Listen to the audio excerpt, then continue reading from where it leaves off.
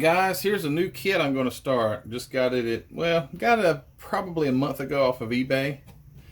It's this kit, it shows the copyright date at least is 2001.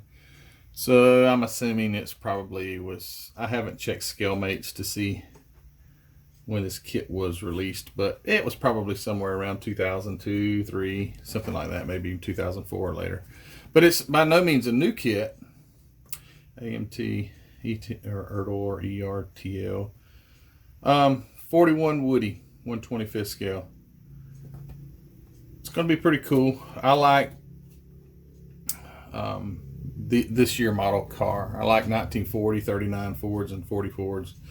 This is a 41. You know, the grill's a little different, but it's going to be a neat kit. I've already opened it up. It's going to have the wood grain, which is pretty cool.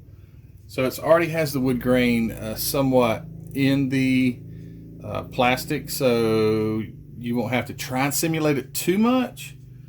Has in the top, it's got the wood slats that would have made up the roof. Probably won't put too much detail up there because you rarely look in the top of a model. The top would be like a vinyl. It's already got that texture, so like a vinyl top. But it's going to be a pretty cool kit. It's got a lot of parts. I'm not going to go through all the parts. I'm not trying to sell you this kit, but I already, oh, check it out. I just noticed this. It comes with a surfboard. Huh. Well, that's pretty cool. Maybe it's got a surfboard rack that I do not know about. But anyway, there you go. Surfboard. There's your chassis. Wow. I sure hope that has something stable to, yeah, hopefully when it goes to the bottom of this, it will straighten it out, because that is surely crooked. Anyway, yeah, I'm going to get it, start getting some of, oh, check out the inner, oh, that's really detailed. Okay, cool. Never saw one like this. I haven't built a kit like this. Got the rear axle springs. I actually, these I think were what they call banjo rear axles. I don't know what this is on there. Anyway, this one's a little different, but I've actually got a few of these axles. My dad, he passed away in 2017, and he had quite a bit of a old collection of parts, and I've got one from a 1936 Ford truck.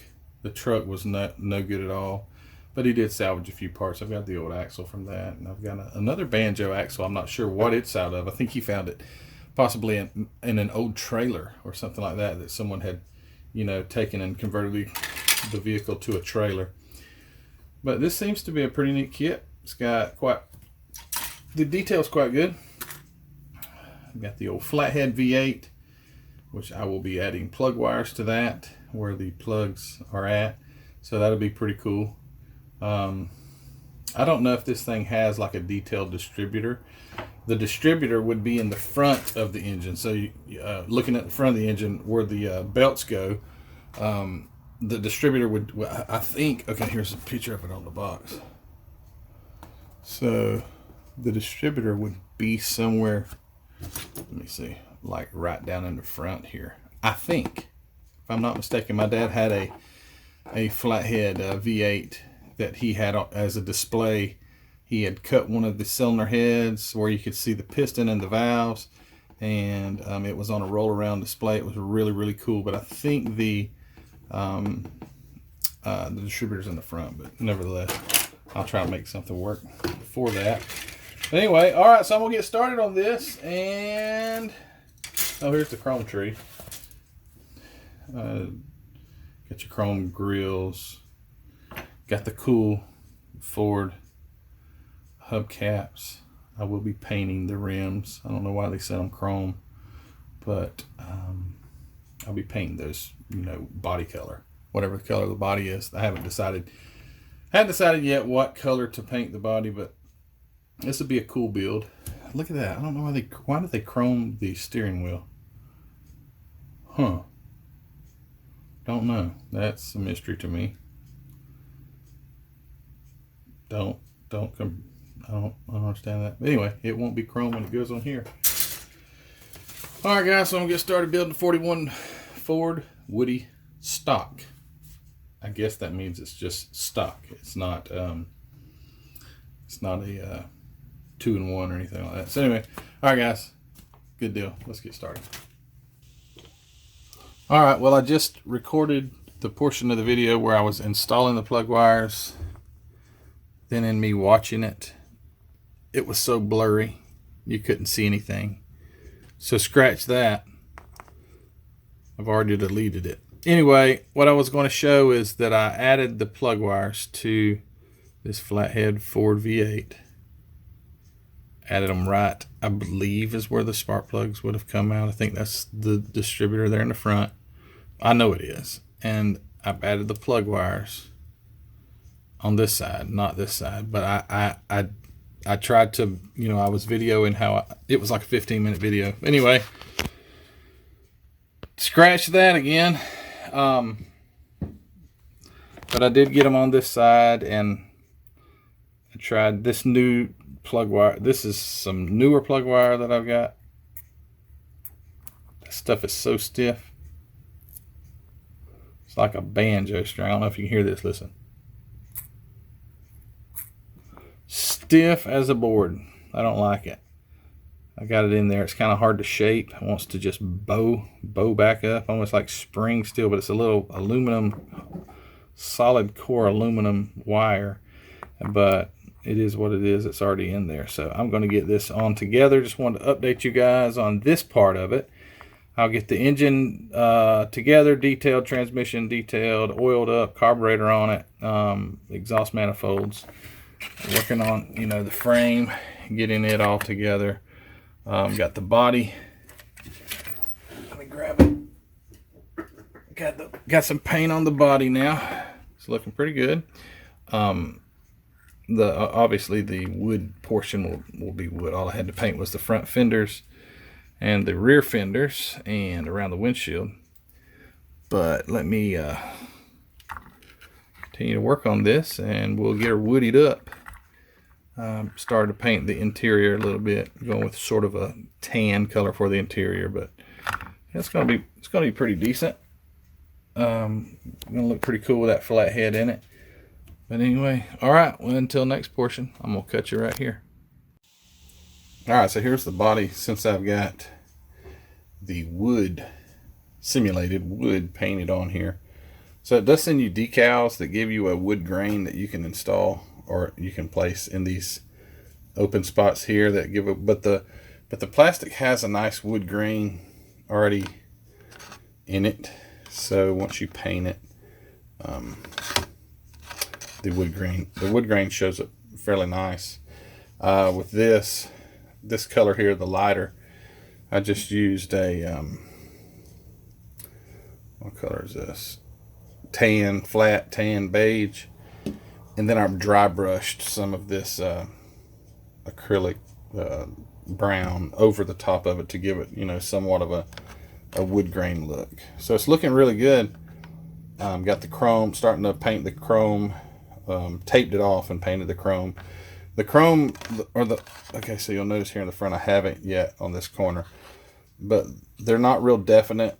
The chrome, where the chrome would be, so it's not real definite. So it's kind of a shot in the dark when you go to trimming the tape.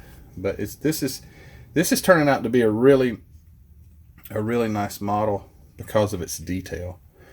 Again, I haven't done much work on the engine since the last portion here, but I got the plug wires, and I'll go and do some detailing, get that, get this thing buttoned up. But it's coming along nice, a really detailed model, and I don't know if I've ever done a woody. It takes a lot of time. Let me tell you what, I've got hours into this wood grain, or to this wood, hours. And the top will be black. But yeah, man, it's a pretty in-depth kit. It's very detailed. It's a nice kit. So continuing on, maybe next shot will be the chassis and all mounted in it. Maybe not. I don't know. We'll see. See you in a bit. Alright, so I'm going to show you how to mask off, or at least how I mask off with using tape. This is the Tamiya masking tape. This stuff's great. They have at Hobby Lobby, they sell this tape also, and it's pretty good. But this Tamiya it sticks better, and it has a more definite line. The edge on this orange tape, which it works good. I'm not saying it doesn't work good, but the Tamiya paint seems to be much higher quality. All right, so if you'll notice that this edge here that I will mask is not completely straight, so you can't just lay your masking tape over it or hit that edge. So what I do is take, and I will get as close to being on it, but you're not going to be. So, all right, so stick it. So we want to mask off the wood because we're going to be painting the roof, and you get it stuck there. I've got these wooden sticks that have this, like it's got a point on this end and it's got this on the other. So then I'll take it, and hopefully I'll get this where you can see. Okay, right here. Start pressing in. Let the tape follow that edge around. It's hard to make corners with masking tape, but you can do it if you are really careful. Okay, so there's an edge right there.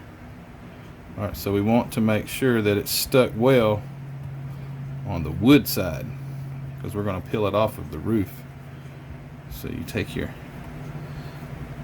tool and you really press it down, so when you make your cut, it will stay.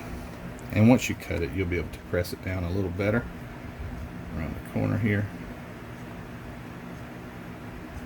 And you can see your line where you want to run your razor blade all the way down. Okay.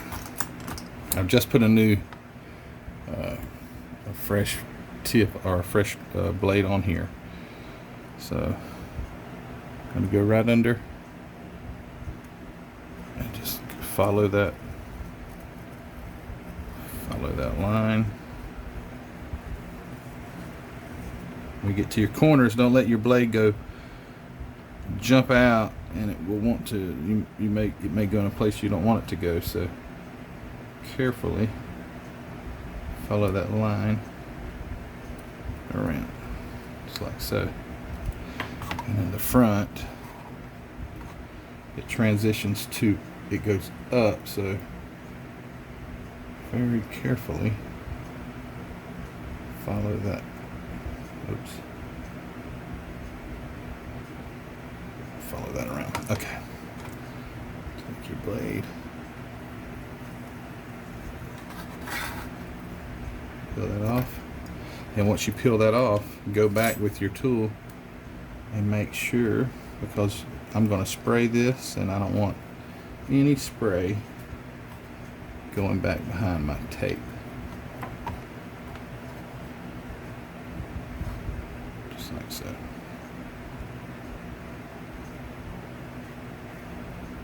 Okay, I'm going to pause the video and I'll come back once I've got it all taped up. Okay, so I've got it masked all the way around and cut out. So what I want to do now is take my big blue painter's tape, get this like wide 2-inch or 2.5, whatever this is,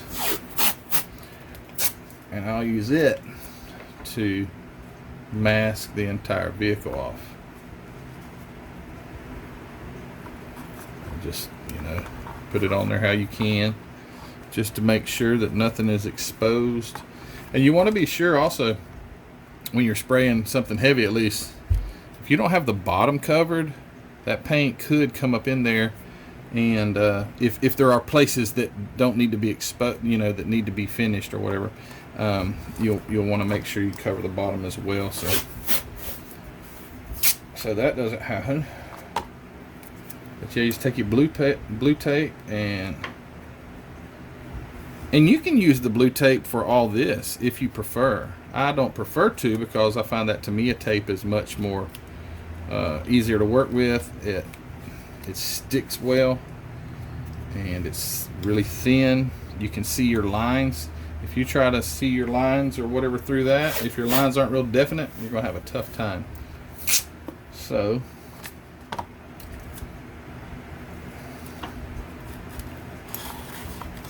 cover this up really well. Make sure none of your seams are exposing any paint. Make sure that it's all nice and covered.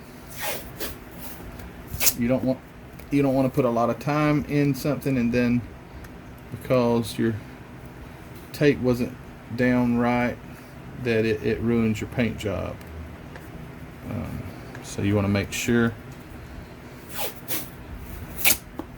that you cover everything really nice.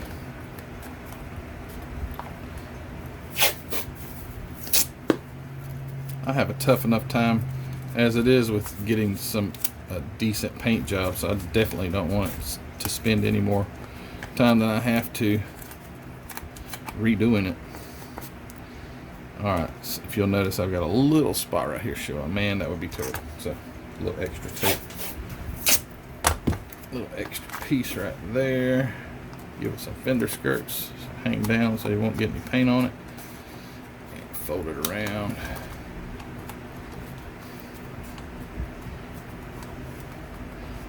Same on this side, one more piece. Tape's cheap. Time is not cheap. At least my time's not cheap. Oh man, make sure it's stuck everywhere.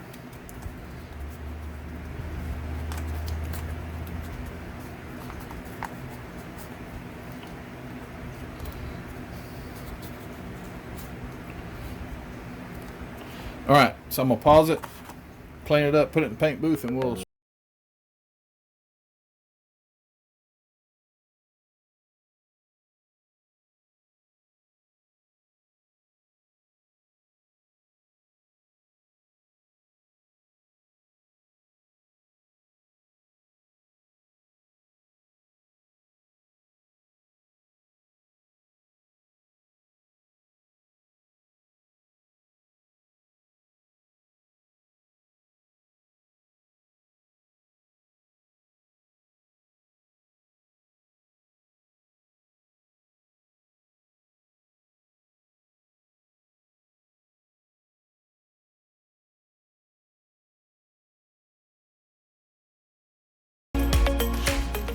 Okay, so we got the roof painted. What is that? It's like a vinyl top. I guess because it would be wood slats, they covered it with some sort of vinyl. So I like to remove my tape before the paint gets completely dry. I don't know why. I guess impatient.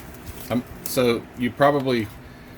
not a real good example, because building a model car, you should not be impatient. But this is flat paint. But I usually remove my tape before the paint dries. Don't ask me why. Again, it's a bit of impatience. But you could mess up and get your finger in the paint or whatever. But I like for the tape to come off while the paint is still wet. What if we had a really bad bleed through or something, where we wanted to try to get that paint off? Then you'd be able to. And if it was nice and dry and hard, you couldn't. But there's ups and downs, there's good and bad in all these things. So all right, here we go. Getting into the masked out part. Off all the way around. And that looks great. Check it out.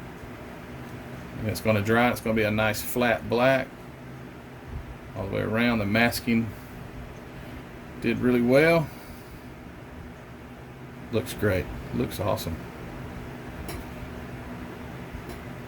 Okay. All right. Well, I'm going to end this segment, and we're going to come on back when I get some other parts in it. See you in a bit. All right. project progress update. This little kit takes quite a while.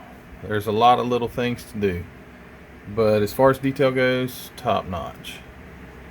I've got the engine in, got it weathered up a little bit. You know, I don't want this one to be this is just a driver. I would say it's just a driver.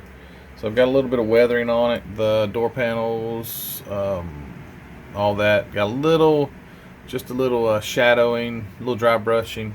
Same with the seats, just a wee bit of dry brushing on the seams, just to give it some contrast. And then the body has turned out great. I'm really proud of it. The chrome trim has turned out great. The paint looks well. Yeah, it's looking good. The wood grain, with the dry brushing on the lighter colors, really brought it out to make it, you know, look like real wood. So it's turning out great. Really proud of it. I'm going to end this video. This will be just part one. Part two, I'll give the final assembly and show you what it looks like as it's completed. But as of now, another couple of afternoons after I get off work, I should have it together. I still have a few things that I have to get painted and get together, get ready to install. The spare tires here, I still haven't painted it. I've got to, actually I forgot about it, so it was off to the side, so I've got to get it painted the body color. Body color just looks great too.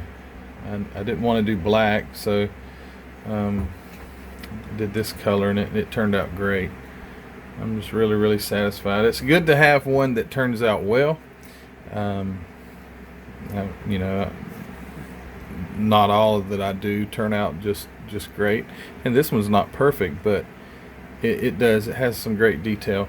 I still have to do some chrome trim in my vent windows, and then install the glass. You actually have to cut the back glass. Let me grab it out of the box here. You actually have to cut. Where did it go? There it is. So they give you a template, and you cut out the windows. The reason it looks foggy is because the protective plastic is still on the cutout portions, which I haven't popped them out. I did, you know, scored them out with a razor knife, but then those will obviously fit into place. You glue them in on your car, and I've never had to do one where you actually had to cut the windows out. It's just a flimsy piece of plastic, but it's pretty cool. But anyway, the front windshield is not. You actually get a piece of formed glass. But the chrome, I see something I've missed. As I was about to say, the chrome trim on the hood, I see right here. Oh, excuse me. Right here. That's got to be chromed, as the box shows it. Yep. Okay, so I've still got to mask off the hood and these two other places here. Okay, all right, well, I'm gonna end the video. Part one in the books. I'll come back part two. It'll be final assembly and showing you the complete model. Thanks guys for watching. Please give this video a thumbs up. If you don't mind, like, subscribe, share, comment, all those things that you can do for me. It'll really help my channel to grow. I appreciate it. We'll see you later.